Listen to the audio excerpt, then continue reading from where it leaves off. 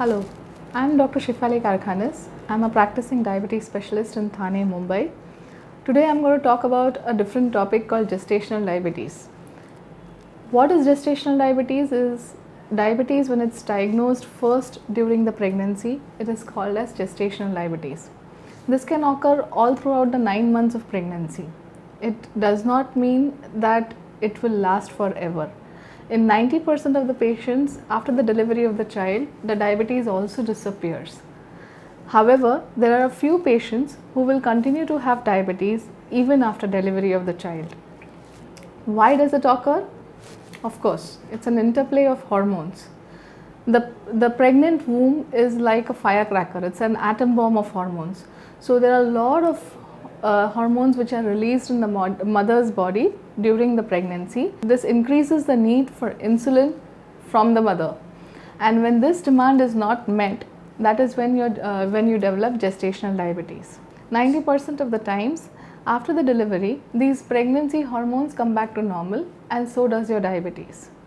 If it continues, well, you've developed diabetes for life. Who are at risk of developing diabetes during pregnancy are the patients who have a family history of diabetes, patients who are more than 25 years of age, patients who have a history of having developed diabetes during the previous pregnancies, patients who have delivered a child who is more than 3.5 kg in birth weight, patients who have had a history of miscarriages or spontaneous abortions in the past, patients who have had a history of PCOS or polycystic ovarian diseases, a patient who has obesity, that is overweight before pregnancy, patients who have had a history of hypertension or blood pressure before pregnancy, patients who have had acanthosis, that means blackish discoloration beneath your neckline as well as beneath your armpit, which are signs of insulin resistance, patients who have had delivered a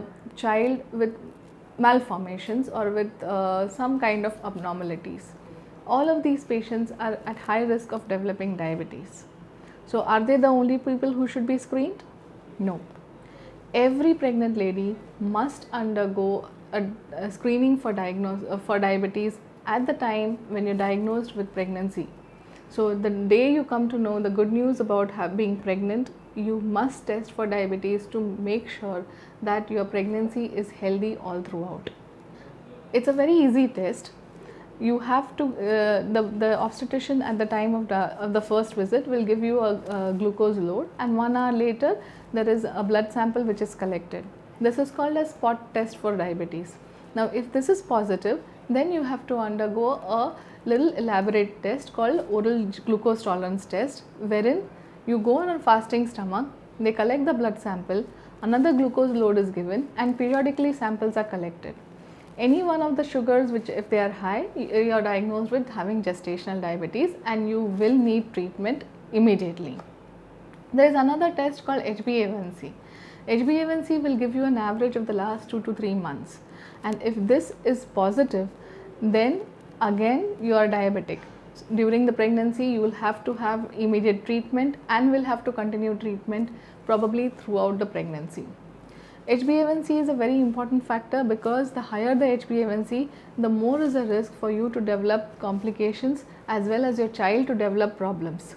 So the higher HbA1c levels, that means the patient probably has diabetes even before the onset of pregnancy, and it was just not diagnosed at that time.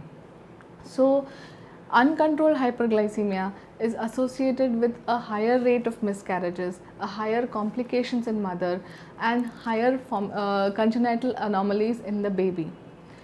Early diagnosis is very, very important, and so is the control of blood sugars all throughout the pregnancy. Now we know that there is only 9 months that you've got with the fetus. So every day is extremely important for the child as well as for you. So control of sugars every single day is essential. There cannot be any cheat days during the pregnancy and diabetic control. The effects on the baby are many. The most commonly we see that the baby is a big baby, that is the birth weight is almost more than 3.5 kgs. Sometimes the liquor, that is the fluid inside the womb, is also very, very high. There can be heart defects, there can be spinal defects, most common being spina bifida. There can be brain defects in the child. Sometimes these patients, these babies are of very low weight. Yeah, so that can be one of the things. The respiratory system, the lungs are not very well developed in these children, so they might have to be put on ventilators after delivery. There might be a chance of kidney malformations in the child. So all of these things are very, very important. Similarly, on the mother also, in the mother there can be increased chances of infection, whether it is urinary infection, whether it is vaginal infections. There can be there can be repeated spontaneous miscarriages or abortions. They can have blood pressure during the pregnancy just because they are not controlled with diabetes. They can have vascular complications. These patients have a higher risk of going into preterm labor. That means delivering before the 9 months are completed. They are more prone for placental bleeding or bleeding through the vagina during the pregnancy. And of course, preeclampsia and eclampsia, that means fits or seizures during the pregnancy. Treatment of diabetes in pregnancy is very simple, okay, and it has to be maintained. The goal for treatment is a lot lower than the normal person, so we attempt to target the fasting values at around 95 and the postprandial or after food values at around 120. The diet forms a very important part of treatment of diabetes. The calorie restriction is not so much because now you are eating for 2 people, so you have to have a nutritionally balanced meal. So we do not restrict the calories, but we restrict the calories from carbohydrates. Simple sugars and sweets are absolute no-no. You cannot have any form of sweet all throughout the pregnancy if you are a diabetic. Diet has to be well planned and well balanced. So your nutritional compromises should not happen. It is ideal that you meet a dietitian before you start with this kind of a diet. Exercise, again, if you are permitted by the obstetrician, only and only then exercise is recommended.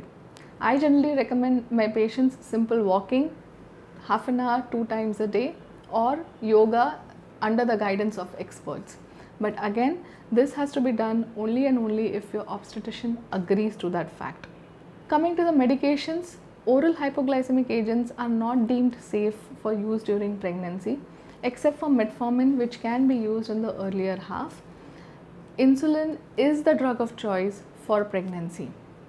The sound of insulin gets everyone scared.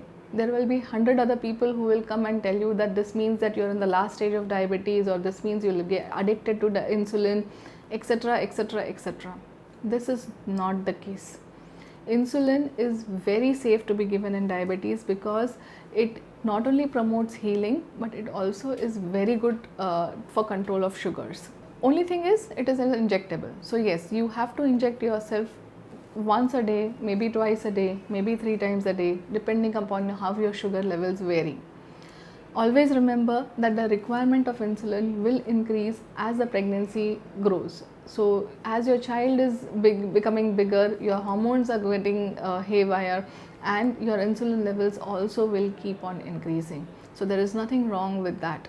You have to realize that 90% of the times after delivery, when the sugars come back to normal, the dosage of insulin also stops. Even if your sugars do continue after delivery, the requirement of insulin will come down drastically. So it will not be the same amount of insulin that you will be requiring as you required during your pregnancy. If you do continue to have diabetes, it is advisable to continue insulin till the time that you are breastfeeding the child, because again, it is safe for both you as well as the child. However, once the child is big enough, is weaned off the milk, you can go back to having oral medications. So definitely insulin is not addictive, so you can be rest assured about that. All the complications of the child as well as the mother can be easily avoided just by early diagnosis and by correct treatment of your diabetes all throughout your pregnancy, and that is what every patient should aim at. A regular follow-up is a must with your diabetologist as well as your obstetrician, because just because you do not feel it does not mean that it is there. So don't wait for symptoms to appear, because by the time the symptoms appear in you, it might be too late for both you as well as your child. So take care of your pregnancy right now. Thank you. If you have any other queries, you can contact me at Lybrate.